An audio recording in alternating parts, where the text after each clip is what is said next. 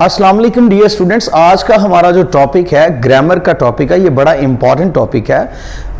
Lahore board के मुताबिक ये जो है हमारे सेकेंड ईयर एग्जाम्स के लिए और एंट्री टेस्ट के लिए भी बहुत इंपॉर्टेंट टॉपिक है। तो वो स्टूडेंट्स जो ग्रामर की वजह से, ख़ास तौर पर प्रेपोजिशन की वजह से परेशान होते हैं, आज हम जो है वो प्रेपोजिशन के जरिए जो लेक्चर नंबर हमारा 42 है इसको कंप्लीट करने की कोशिश करेंगे। देखेंगे कि प्रेपोजिशन का जो क्वेश्चन है वो किस तरह से पूछा जाता है। अब बढ़ते हैं प्रेपोजिशन की जो है वो मुख्तलिफ इसको जानने के लिए। So meet the preposition. Prepositions help show us where things are in space and time. जो प्रेपोजिशन है वो शो करती है स्पेस एंड टाइम को। इसके अलावा a preposition is used to show a relationship. ये एक रिलेशनशिप हमें बताती है। किस चीज के दरमियान में रिलेशनशिप बताती है? बिटवीन द नाउन, नाउन के बारे में, प्रोनाउन के बारे में, or a phrase in a sentence. Example देखिए, Ayesha goes to college by bus. यहां पर देखिए आयशा गोज, आयशा जाती है टू कॉलेज। कहां पे जाती है? कॉलेज। तो ये देखिए आप प्लेस आ गया। बाय बस, बस के जरिए आता है। किसके जरिए वो जा रही है? ठीक है, तो यहां पर हमारे पास ये लफ्ज जो है वो नाउन आ गया, यहां पर भी नाउन आ गया। तो नाउन का रिलेशन जो है प्रेपोजिशन ने हमें बता दिया। इसी तरह एक और एग्जाम्पल देखिए स्टूडेंट्स। एग्जाम्पल है हमारे पास, I have got a very beautiful pen right with. यहां पर I have got a very beautiful pen, यहां पर पेन है और इसके बाद राइट वर्ब आ गया और उसके बाद प्रेपोजिशन विद आ गया। मतलब ये हुआ कि जो प्रेपोजिशन है उसकी कोई फिक्स्ड प्लेस नहीं होती। ठीक है, किसी भी सेंटेंस में वो शुरू में आ सकता है, दरमियान में आ सकता है, एंड पे आ सकता है। There is no specific placement of a preposition. इसी तरह आई हैव अ नाइफ, मेरे पास एक नाइफ है। टू कट, यहां पर प्रेपोजिशन आई। टू कट थिंग्स विद, यहां पर प्रेपोजिशन आई। तो स्टूडेंट्स आपने देखा किस तरह से जो प्रेपोजिशन है वो सेंटेंस के अंदर यूज हो रही है। ठीक है, नेक्स्ट है हमारे जी स्टूडेंट्स। तो इसकी जो प्लेसमेंट है उसको समझने के बाद अब हम देखते हैं कि करेक्शन के एतबार से, यानी एग्जामिनर जो है वो किस तरह से क्वेश्चन जो है वो पूछता है एग्जाम के अंदर। तो आइए बढ़ते हैं। सेंटेंस है हमारे पास, यानी मैं एक इंपॉर्टेंट चीज आपके साथ यानी नोट जो है वो शेयर करने लगा हूं, ध्यान से सुनिएगा। नोट है, some words when used as a verb are not followed by any preposition। किसी भी, ये कुछ ऐसे लफ्ज हैं जो एज अ वर्ब जब यूज होते हैं तो हम इनके साथ किसी भी किस्म का कोई भी प्रेपोजिशन का लफ्ज नहीं लगाते, कोई प्रेपोजिशन नहीं लगाते। We do not use preposition with all these words when they use as a verb. Students देखिए कौन कौन सा लफ्ज है। पहला लफ्ज मैंने लिखा है आपके सामने, लफ्ज है जी लव। ठीक है, और उसके बाद दूसरा लफ्ज है मेरे पास हेट। इसी तरह reach, resemble, ask, obey, attack and Mary.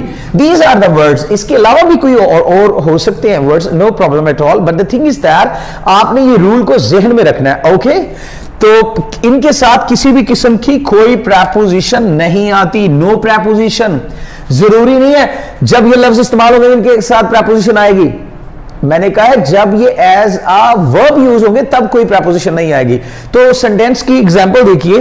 पहली एग्जांपल आपके सामने मैंने लिखी, दे अटैक्ड ऑन माय कैरेक्टर। तो यहां पर लफ्ज आ गया हमारे पास अटैक्ड। ठीक है, ये एज अ वर्ब यूज हुआ। ये हमारे पास दे जो है ये सब्जेक्ट आ गया। अटैक जो है हमारे पास वर्ब यूज हुआ।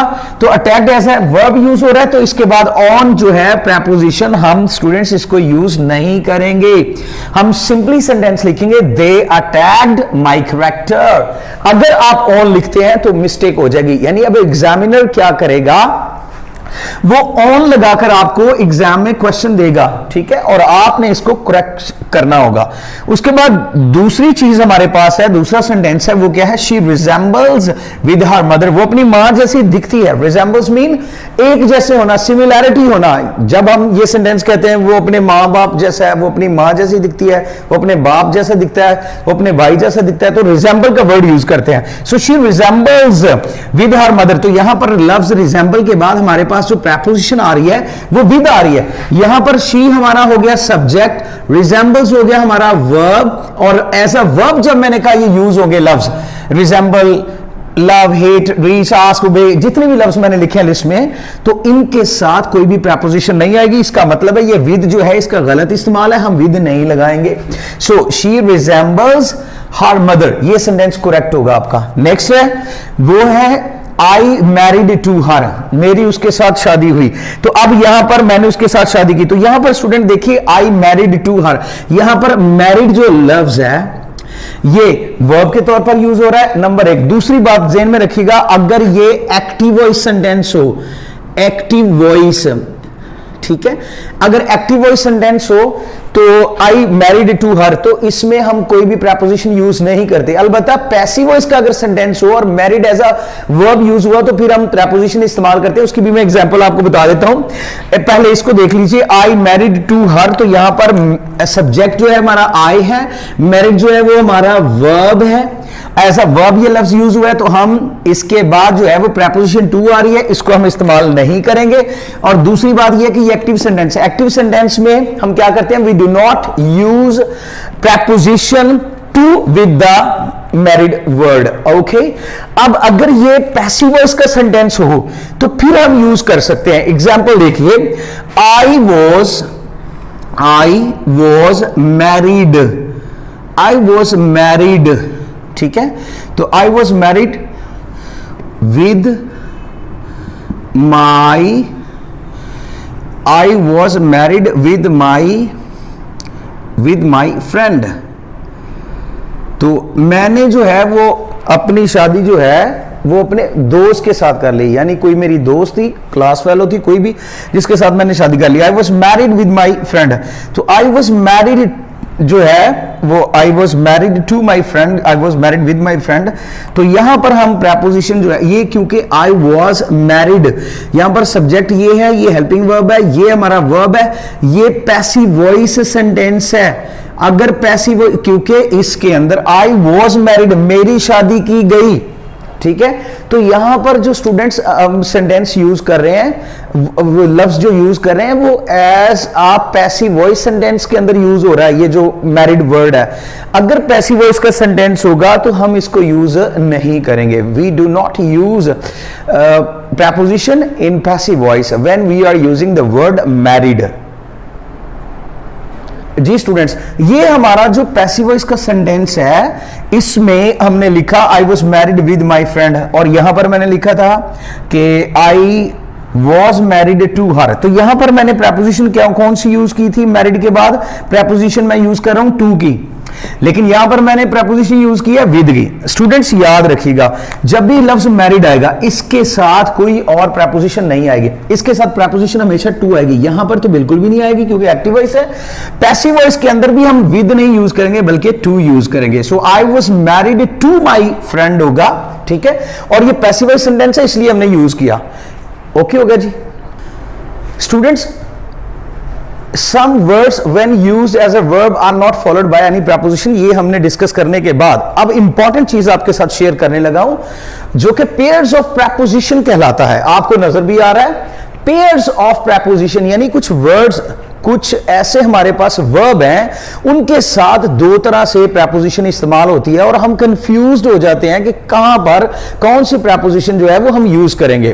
तो आइए चलते हैं इस चीज को बेहतर तरीके से समझने के लिए। आपको नजर आ रहा है लफ्ज मैंने लिखा सबसे पहले मेड, ठीक है, मेड का मतलब बनना, बनाना, इस तरह के मायनों में आता है। सो लफ्ज मेक, मेड और मेड जो है ये एक वर्ब है, इसके साथ लिखा लफ्ज मेड ऑफ, ठीक है, और उसके बाद है मेड फ्रॉम। अब हमने ये समझना है कि मेड ऑफ का क्या मतलब है और मेड फ्रॉम का क्या मतलब है। मेड के साथ हम ऑफ कब लगाएंगे, प्रपोजिशन ऑफ कब लगाएंगे, और मेड के साथ प्रपोजिशन फ्रॉम कब लगाएंगे। तो स्टूडेंट्स सेंटेंस की तरफ देखिए। एग्जाम्पल के तौर पर मैंने बताया, मिसाल के तौर पर अगर मैं ये सेंटेंस को बोलूं, चेयर या the chair is made of wood, जो चेयर है, जो कुर्सी है वो लकड़ी से बनी है। तो यहां पर लफ्ज जो है मैंने क्या किया, जो लफ्ज मेड है उसके साथ प्रपोजिशन मैंने मेड ऑफ इस्तेमाल की। अब दूसरी तरफ देखिए, सेंटेंस लिखा है मैंने, yogurt is made of milk. मैंने क्या किया, yogurt is made of milk लिख दिया। अब आपके जहन में ये क्वेश्चन आएगा कि सर हमें कैसे पता चलेगा कि मेड के साथ ऑफ लगाना है या मेड के साथ फ्रॉम लगाना है। This is a good question जो आपके जहनों में आ रहा है, इसका मैं आपको जवाब देता हूं, जरा गौर से सुनिएगा स्टूडेंट्स। यहां पर देखें, अगर आप लफ्ज मेड ऑफ की तरफ, तो मैंने लिखा chair is made of would. ऐसी चीजें, गौर से सुनिएगा, बड़ी इंपॉर्टेंट बात बताने लगा हूं आपके साथ, बड़ी इंपॉर्टेंट बात शेयर करने लगा हूं, ध्यान से सुनिएगा। Chair is made of would, यहां पर मैंने लफ्ज लिखा मेड ऑफ, चेयर की बात की। ऐसी कोई भी चीज जो किसी भी मटेरियल से बनी हो, यानी आपने लकड़ी की चेयर बनाई और लकड़ी की चेयर को आप इसको ब्रेक करेंगे, तोड़ेंगे। आप अगर लकड़ी अलग कर लें, यानी अगर आपने कोई कुर्सी ली, खरीदी, और उस जो भी आप किसी भी क्लास में पढ़ते हैं वहां पर आपके पास एक कुर्सी है जिस पर आप बैठते हैं, और वो जो कुर्सी है वो लोहे और लकड़ी की मिलकर बनी है, ठीक है। जब आप उस कुर्सी को तोड़ते हैं, लकड़ी अलग कर लेते हैं, आप इजीली आपको पता चल जाता है ये लकड़ी है, और लोहा अलग कर लेते हैं। यानी ऐसी चीज जिसको आप अलग अलग इजीली पहचान कर सकते हैं, उसके लिए लफ्ज हम मेड ऑफ लगाते हैं। लेकिन ऐसी चीज जिसको आप सेपरेट नहीं कर सकते, उसके लिए आप मेड फ्रॉम लगाते हैं। एग्जाम्पल दोबारा देखिए, yogurt is made of milk, जो दही है वो दूध से बनता है। अब अगर आपने दूध लिया, साथ में उसको जो है जब आप जाग लगाई आपने, वो बना दही। अब दही के अंदर से दोबारा दूध को निकालना और दोबारा लस्सी या दूध को निकालना, वो अलग अलग सेपरेट करना आपके लिए मुश्किल है। इसी तरह कोई भी शरबत जो आप बनाते हैं, एक शरबत आपने तैयार किया, चीनी का उसमें इस्तेमाल किया, साथ में कोई भी लिक्विड आपने यूज किया, ठीक है, एक शरबत बनाया, उसको आप अलग नहीं कर सकते। तो उसके लिए हम इंग्लिश में जो लफ्ज बोलेंगे, उसके लिए मेड जो है वो मेड फ्रॉम लिखेंगे। यहां पर मेड ऑफ लिखा हुआ है, मेड फ्रॉम इसको करेंगे, ठीक है स्टूडेंट्स। तो ये आ जाएगा मेड फ्रॉम। ऐसी कोई चीज जिसको हम जुदा नहीं कर सकते, अलग नहीं कर सकते। तो आई थिंक कि आपको अच्छे तरीके से मेड ऑफ और मेड फ्रॉम की समझ लग चुकी होगी। नेक्स्ट हमारे पास जो वर्ड है वो है पार्ट, ठीक है स्टूडेंट्स। तो पार्ट का क्या है, अगर पार्ट विद होगा तो इसका मतलब क्या होगा, और पार्ट फ्रॉम होगा तो क्या होगा। तो एग्जांपल सेंटेंस देखिएगा, सेंटेंस है I can not part with mobile, मैं मोबाइल के बगैर नहीं रह सकता। बात मैं कर रहा हूं थिंग की, अगर किसी चीज के बगैर आप नहीं रह सकते तो आप पार्ट विद का लफ्ज यूज करेंगे। I can not part with mobile, मैं मोबाइल के बगैर नहीं रह सकता, ठीक है। लेकिन अगर आप किसी इंसान की बात करते हैं, पर्सन की बात करते हैं, I can not part from you, मैं तुम्हारे बगैर नहीं रह सकता।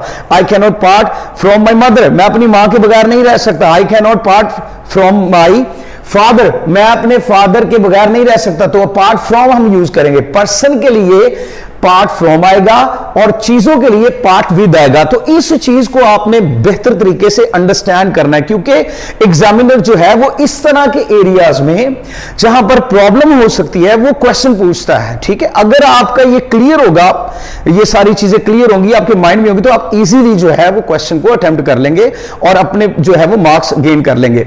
नेक्स्ट है हमारे पास लफ्ज में बताने लगो एजेंट। एक जिस चीज के साथ काम हो, अगर पर्सन काम कर रहा है तो उसका एजेंट हम क्या लिखेंगे, अगर थिंग है तो फिर क्या लिखेंगे। अगर एजेंट पर्सन है तो हम बाय का लफ्ज यूज करेंगे। एग्जांपल देखिए, this letter is written by me, तो यहां पर देखिए this letter is written by me, and पर क्या लफ्ज आया, मी, मुझसे लिखा गया है, तो बाय का लफ्ज यूज किया, यानी बंदे से लिखा गया। यहां पर देखिए it was written with marker, marker के साथ चीज के साथ लिखा गया तो हम विद लगाएंगे, ठीक है। अब इसकी एक और एग्जाम्पल देखिए, सेंटेंस देखिए जी, एग्जाम्पल के तौर पर the snake was killed dash a Hunter, तो यहां पर मैंने लिखा हंटर, ठीक है। और क्या हुआ, द स्नेक वॉज किल्ड, सांप मारा गया, किससे, अ हंटर से, एक शिकारी ने सांप को मारा, यानी एक सांप जो है वो शिकारी से मरा। अब सवाल मैंने आपको जो है वो ये बताया है, मैंने आपको एजेंट के तौर पर बताया कि अगर कोई पर्सन काम करेगा तो फिर हम यूज करेंगे बाय का लफ्ज अगर कोई पर्सन काम करेगा। लेकिन अगर किसी चीज के साथ काम होगा तो फिर हम विद का लफ्ज यूज करेंगे। और एग्जांपल मैंने आपको बताई, the snake was killed dash a Hunter. अब क्वेश्चन आपसे यह है मेरा कि क्या इस जगह पर, ये जो खाली जगह दी गई है, यहां पर लफ्ज जो है वो बाय का यूज करेंगे, ठीक है, या के लफ्ज हम जो है वो विद का यूज करेंगे। अब ये आपको क्वेश्चन है, ठीक है। तो स्टूडेंट्स, मैंने जब आपको बताया the snake was killed dash a Hunter, तो हंटर जो है क्या ये कोई चीज है या कोई पर्सन है? तो हम कहते हैं ये जी पर्सन है। तो जब पर्सन की बात होगी तो हम बाय का लफ्ज यूज करेंगे, तो यहां पर बाय जो है वो प्रेपोजिशन आएगी। ओके हो गया। Next, the snake was killed dash a stick, एक स्नेक मारा, the snake was killed, snake को मारा गया अ स्टिक, स्टिक के साथ। तो यहां पर चीज आ रही है, थिंग आ रही है। तो स्टूडेंट, जब थिंग की बात होगी तो फिर हम विद लगाएंगे, तो यहां पर आ जाएगा the snake was killed with a stick. अच्छा, आगे इसके बगैर मजीद हम इस सेंटेंस को अगर लॉन्ग करना चाहते हैं तो the snake was killed with a stick dash a hunter. यहां पर देखिए इस सेंटेंस को मैंने साथ मिला दिया, तो लिखा गया the snake was killed dash a stick, stick के जरिए मरा बाय अ हंटर। और किसने मारा? हंटर ने मारा। तो यहां पर बाय अ हंटर आ सकता है, ठीक है। तो यानी आपने देखना यह है कि एजेंट कौन सा है। अगर पर्सन है तो बाय लगाएंगे, और अगर थिंग है तो आप विद का यूज करेंगे। अच्छा जी, ये मैंने आपके साथ शेयर किया पेयर्स ऑफ प्रेपोजिशन। अब हम बात करते हैं पेयर्स ऑफ प्रेपोजिशन से भी आगे। एक ऐसा, यहां पर हमने पढ़ा था एक वर्ब है और हमारे पास दो प्रेपोजिशन आई हैं। सिर्फ यही नहीं है इंग्लिश में, ठीक है। अब हम आपसे ये शेयर करेंगे कि एक लफ्ज है यानी एक वर्ब है, लेकिन उसके साथ मुख्तलिफ किस्म की प्रेपोजिशन यूज हो रही हैं। ये चार प्रेपोजिशन जो है वो एक ही लफ्ज के साथ, एक ही वर्ब के साथ यूज हो रही है। तो स्टूडेंट, सबसे पहले देखिए, बात करते हैं, अगर हम बात करते हैं प्रेपोजिशन बॉर्न इन की, तो इससे क्या मुराद है? Born in. तो मैंने सेंटेंस में आपको समझाया, एग्जांपल देखिए, Ali was born in Syed family. Ali जो है वो बॉर्न इन हुआ है, यानी किस खानदान में पैदा हुआ है। जब हम किसी खानदान की बात करेंगे तो हम कहेंगे Ali was born in Syed family, I was born in Rajput family, I was born in गुजर फैमिली। जब आप फैमिली की बात कर रहे हैं तो फिर आप इन लफ्ज यूज करेंगे, बॉर्न इन। इसी तरह जब आप बात करेंगे बॉर्न ऑफ की, तो Ali was born of price parents. Ali जो है वो नेक घर में, नेक वालदैन के यहां पैदा हुआ है, ठीक है। तो बॉर्न ऑफ आ जाएगा, अली वॉज बॉर्न ऑफ। इसी तरह लफ्ज है एट, तो Ali was born at Sialkot. जब हम किसी प्लेस की बात करते हैं, यानी वो कहां पे पैदा हुआ, Ali was born at Sialkot, born at Sialkot. इसी तरह लफ्ज है बॉर्न टू, तो हम बात करते हैं जब किसी के घर में कोई बेटा बेटी पैदा होता है तो हम ये सेंटेंस बोलते हैं, a son was born to mister Ali. Mister Ali के घर में एक जो है वो बेटा पैदा हुआ है। सो बॉर्न टू, जब हम किसी की तरफ बात करें कि इसके घर में ये हुआ है, ठीक है, तो हम वर्ड जो है बॉर्न के साथ प्रेपोजिशन टू लगाएंगे। तो इस तरह से जब आपकी क्लैरिटी होगी कि किस वर्ब के साथ कौन सा प्रेपोजिशन और किस सिचुएशन में आएगा, तो तभी आप स्टूडेंट्स जो है वो प्रेपोजिशन को अच्छे तरीके से जान पाएंगे। और अगर आप इसको अच्छे तरीके से जान जाते हैं तो यकीन कीजिए आपका प्रेपोजिशन का कोई भी सेंटेंस जो है वो रॉन्ग नहीं होगा एग्जाम के अंदर। ये था हमारा लेक्चर नंबर 42 जिसको हमने डिस्कस किया। स्टूडेंट्स, ये अभी कंप्लीट लेक्चर जो है, ये आज का हमारा लेक्चर ये कंप्लीट है 42। नेक्स्ट जो है वो रिमेनिंग जो इसका पोर्शन है वो लेक्चर नंबर 43 में हम डिस्कस करेंगे। तो आई होप कि आपको अच्छे तरीके से समझ आ चुकी होगी। अपना ख्याल रखिएगा। Thank you so much. अल्लाह हाफिज। Take care. Bye bye. Good day.